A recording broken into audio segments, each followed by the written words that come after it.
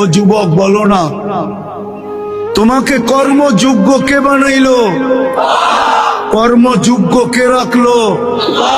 যদি অসুস্থতা দিয়ে বিছনায় ফালায় রাখতো কি করতে? কি করার ছিল? অভিযোগ, থানায় কেস,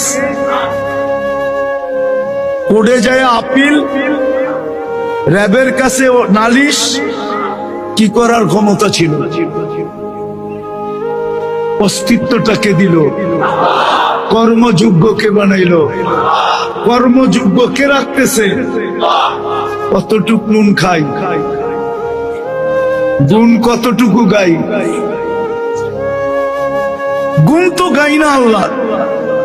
চলেন দেখি জান্নাতের একটু ধারণা দিয়া কার মনে এই আগ্রহ জাগে যে আমি চাই আল্লাহ আমাকে জান্নাতের বিনিময়ে কিনো।